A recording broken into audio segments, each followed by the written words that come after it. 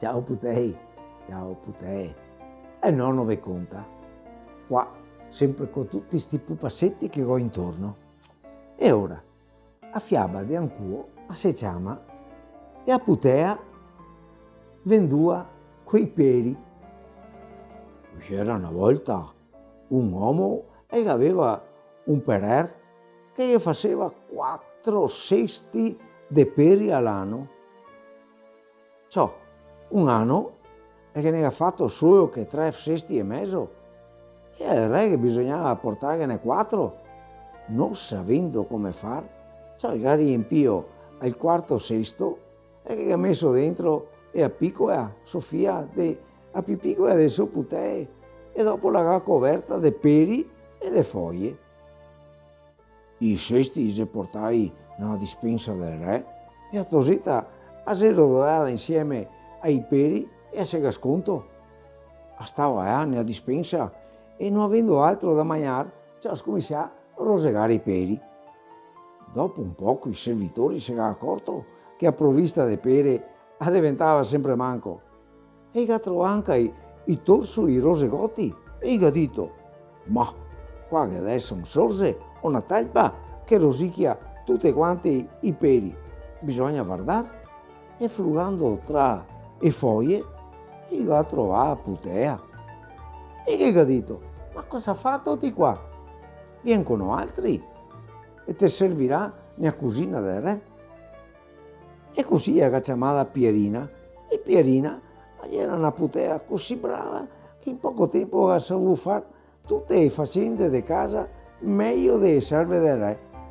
E era anche tanto graziosa, bella, da farsi voler bene da tutti. Anche il figlio del re, che aveva a sua età però, stava sempre insieme a Pierina e tra di loro è nata una grande simpatia. E come che a Toseta accresceva l'invidia anche delle serve, che per un fiantino stava site e dopo ha cominciato a cercare di mettere il male tra di loro. E così si è messo a dire che Pierina si era vantata di andare a togliere il tesoro dei streghe e a voce si arrivava fino ai ricci del re che la chiamava e gli ha detto: ma se è vero che te si vantata di andare a togliere il tesoro dei streghe? E Pierina che dice: no, non è vero, sacra corona, mi non so niente. Ma il re ci insistia. E ora, ti ho detto a parola data bisogna che ti mantenga. E aveva mandato nel palazzo finché non avesse portato tutto quel tesoro.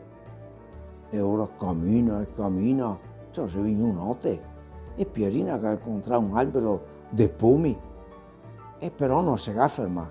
Dopo ha incontrato un albero di pesche, e anche là non si ferma. Ha incontrato un albero di peri, e qua si è arrampicata tra i rami e agaccia passono. La mattina ai piedi dell'albero era una vecetta. Cosa ha fatto? E insieme Beatosetta a che ha chiesto a vecchia. E Pierina che ha raccontato la difficoltà in cui si trovava poveretta. E a vecetta che ha detto: dai ciapa, tieni queste 3 libbre di sugna, queste 3 libbre di pan e queste 3 libbre di saggina e va sempre avanti. Ciò Pierina l'ha ringraziata molto e ha continuato il suo viaggio, il suo cammino. È arrivata su un posto dove c'era un forno e che c'era 3 donne che si cavava i capelli e quei capelli e nettava intorno al forno. La Pierina ha ghegadato a ore a ste qua 3 libbre di saggina e ore ha ciappata e si è messo a nettare il forno con la saggina che era come una scoa e ha lasciata passare. Cammina, è arrivata su un posto dove c'era 3 cani, ma di quei cattivi, e baiava e saltava addosso alle persone.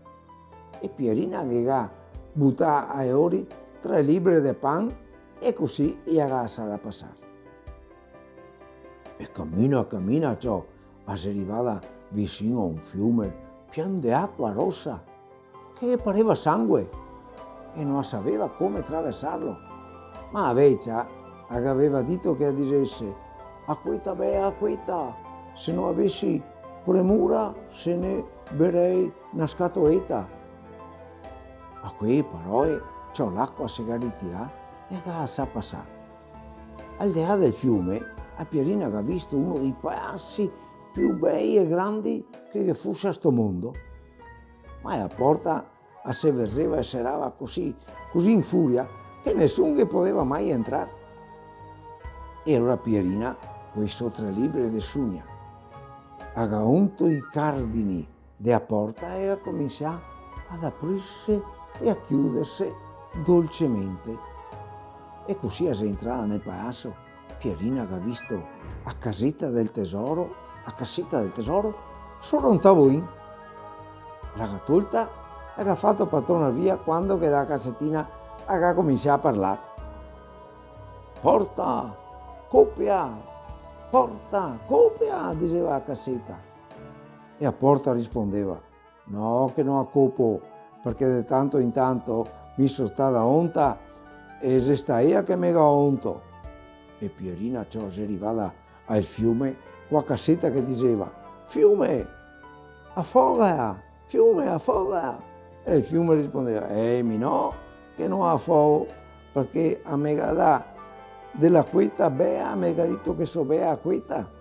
Ma si arrivava dai cani e a cassetta, cani mania, e i cani, no che non mangiamo, perché ne dà 3 libri di pan da mangiare.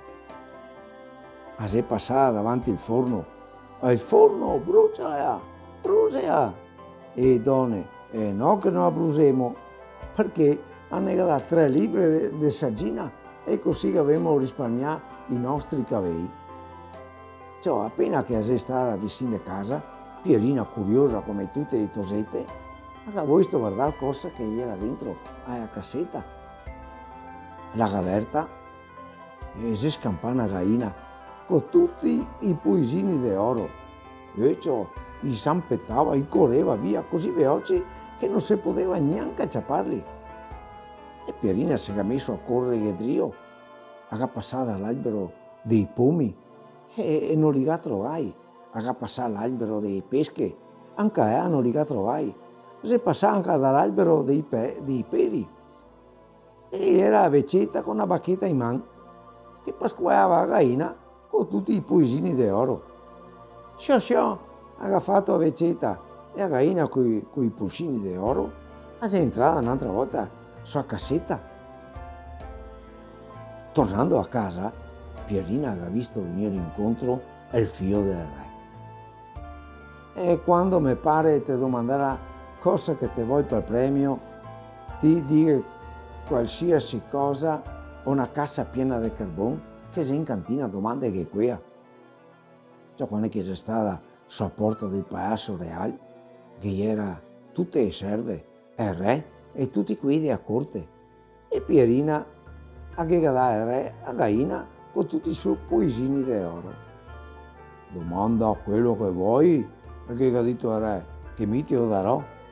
E Pierina aveva risposto, è a cassa di carbone che sei in cantina. Ciò gli dà la cassa di carbone e l'ha aperta e si salta fuori il figlio del re che si era sconto dentro. E ora il re si era accontentato che Pierina sposasse suo figlio. E così io avevo visto felici e contenti come che finisse tutte le belle fiabe. Ciao putei, alla prossima.